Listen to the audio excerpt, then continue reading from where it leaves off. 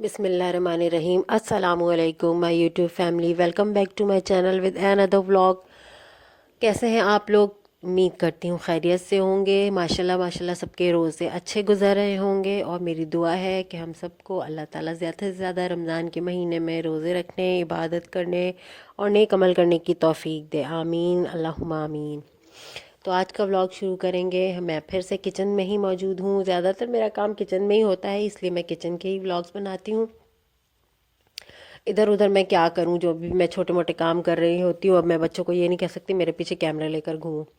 Anyway, तो आपसे share करेंगे आज की रूटीन मेरी। आज मैं अफ्तार में थोड़ी सिंपल चीज़ें, कम चीज़ें बनाऊंगी और खाने में भी मैंने कढ़ी बनाई है। और ये मेरी कढ़ी पत्ते का पौधा ये मैं बहुत शौक से लाई थी और मुझे ये बहुत पसंद है। बहुत दिनों की ख्वाहिश थी मेरी कि मैं कढ़ी पत्ता लगाऊं और फिर फाइनली मैंने लगा लिया।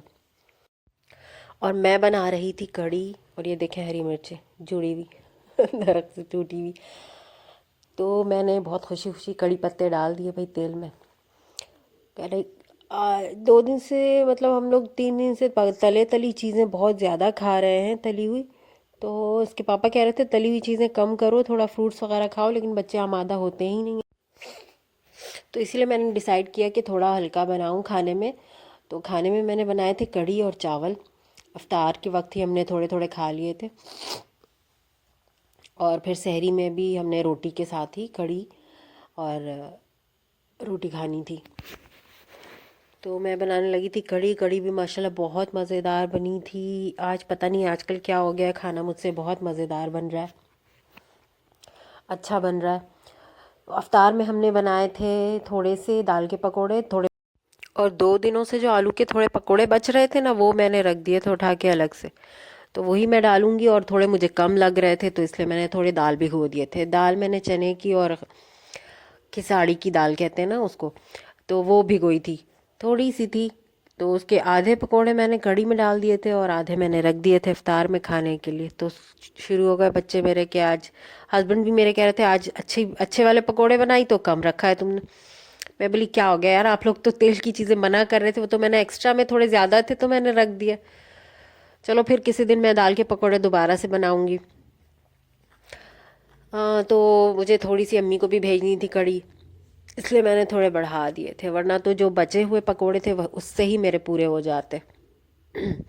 बच्चे रोटी और चावल के बजाय सिर्फ कढ़ी लेना पसंद करते हैं, लेकिन समटाइम ज़रूरत के तहत रोटी या फिर चावल ले लेते हैं। तो सहरी में हमने रोटी से खाई थी, बहुत मज़े की, माशाल्लाह माशाल्लाह। हरीम हमारी आज घर पे नहीं थी मैडम। असल में आज कबीर का रोज़ा था, तो स्कूल लेने हरीम को मैं गई थी, और स्कूल से जो आई ना लेकर के, तो मेरी तबीयत बड़ी काफ़ी ख़राब हो गई थी। तो मैं लेट गई और वो चली गई मदरसा। फ़ौरन ही बच्ची का मेरे वक्त हो गया था मदरसे का, बल्कि लेट 1 घंटा, लेकिन कारी साहब ने बोला कि छुट्टी नहीं करना, आके सबक सुना के जाना, पेपर हो रहे हैं। तो वो चली गई थी। वहाँ से वापस आई तो नानी का घर करीब पड़ता है, वो नानी के घर रुक गई। अब वहाँ से वो कॉल कर रही है मुझे बार बार। यहाँ मेरी तबीयत से नहीं, मैं 1 घंटे का नैप लेने के लिए लेट गई थी, और वो मुझे कॉल पे ज़िद करी मुझे छोड़ दीजिए, थोड़ी देर छोड़ दीजिए।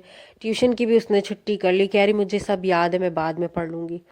मजबूरन मैंने बोल दिया कि चलो कर लो, फिर मैं अफ्तार के बाद तैयारी करवा दूँगी पेपर की।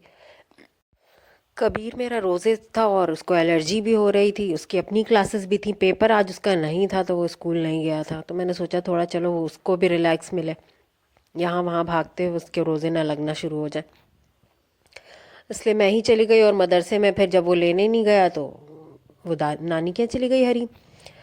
खैर, तो ये गुजरी। और ये दाल के पकोड़े मेरे बन रहे थे। दाल मैंने सिल पे ही पीसे थे, मुझे सिल पे पीसे हुए दाल अच्छे लगते हैं दाल के पकोड़े। ग्राइंडर में पीसो तो वो बहुत बारीक हो जाते हैं, बेसन जैसे बन जाते हैं, तो वो इतने अच्छे नहीं लगते मुझे, मैं सिल पे ही पीस लेती हूँ। पापा इनके तरबूज लेकर आए थे, हरीम ने ज़िद करके मंगवाई थी, और हरीम घर पे ही नहीं थी। हरीम नानी के घर पे गई और नानी से ज़िद करके उसने वहाँ भी तरबूज मंगवाई कि जाएं, मैं यहीं अफ्तार करूँगी आज और आप तरबूज लेकर आएँ। बेचारी मेरी अम्मा रोज़े में जा कर के फिर उसके लिए तरबूज लेकर आई। तो इस तरह अफ्तार में मेरे हो गए तरबूज, और मैंने बनाए थे थोड़े से काले चने, और पकोड़ों से, कढ़ी से बचे हुए थोड़े से पकोड़े थे। तो बस मैंने इतनी ही तैयारी की थी और कुछ नहीं किया था। फिर लास्ट मिनट पे बच्चों ने रोल फ्राई कर लिया, तो इस तरह से शरबत बनी हुई थी। तो बस आज की इफ्तारी सिंपल सी हमारी यही बनी, हल्की फुल्की सी। और माशाल्लाह आज गैस भी आ रही थी तो आराम से काम हो गया। माशाल्लाह माशाल्लाह मैं असर में सारा करके फ़ारिग हो गई थी। उसके बाद मैंने नमाज़ पढ़ी, वजीफ़े पढ़े, सिपारा पढ़ा, यानी अच्छा खासा मुझे टाइम मिल गया। जो 4 से 5 का 5 से 6 का जो एक टाइम होता है ना इबादत का, जो आपका 1 घंटे का होता है इफ्तार से पहले का, वो आज मुझे मिला। मैं सुकून से बैठ के पढ़ाई कर रही थी। ये मैं लगा रही थी ज़ीरे का तड़का। बहुत सारा ज़ीरा मैंने डाला, बच्चों को तो नहीं पसंद है लेकिन मुझे बहुत पसंद है, इसलिए मैंने डाल दिया। अच्छी लगती है बहुत कढ़ी में। और इसी के साथ मैं अपना व्लॉग अब करूँगी एंड।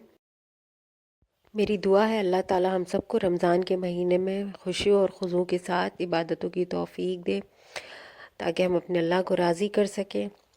खुश रहिए, दुआओं में याद रखें, लाइक शेयर एंड सब्सक्राइब करना ना भूलें। मिलते हैं नेक्स्ट व्लॉग में। ओके, अल्लाह हाफिज़।